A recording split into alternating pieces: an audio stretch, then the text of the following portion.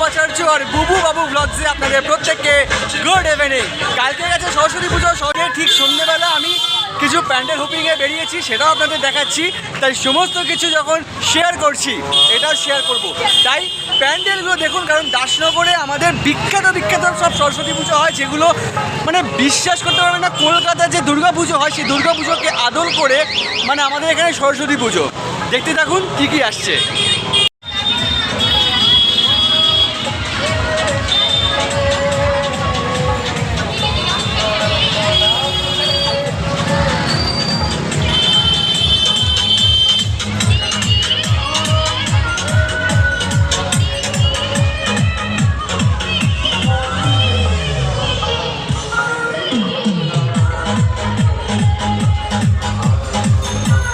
ওদিকে করা হয়েছে মঞ্চ, যেখানে সাংস্কৃতিক অনুষ্ঠান হচ্ছে।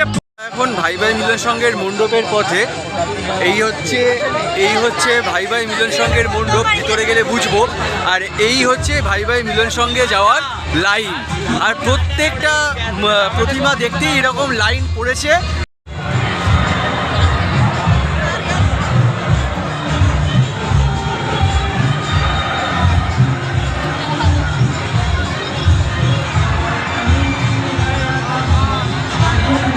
এইটাই হচ্ছে ভাই ভাই মিলন সংঘের মণ্ডপের ভিতরের সজ্জা, যারা আফ্রিকার জাগুয়ার উপর একটা থিম বেস করে করেছে।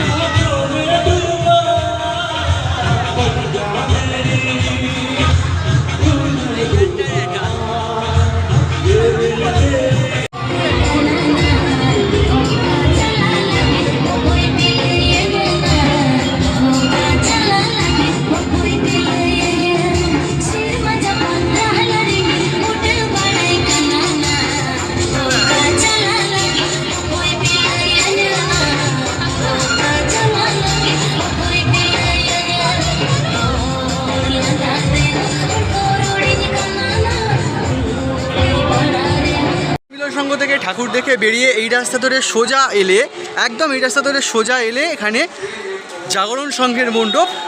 আর জাগরণ সংঘের মণ্ডপে এখন দেখি এখানে কি করেছে।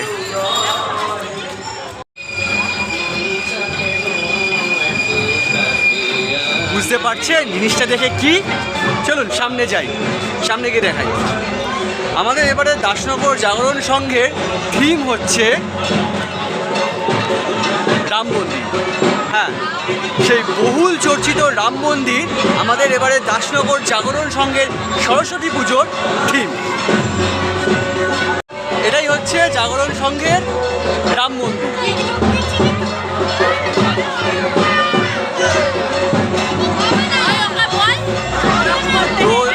লালের লাল করে দিয়েছে, ক্লাবের নামটা উপরে, আর ভিতরে সরস্বতী মাতৃ প্রতিমা।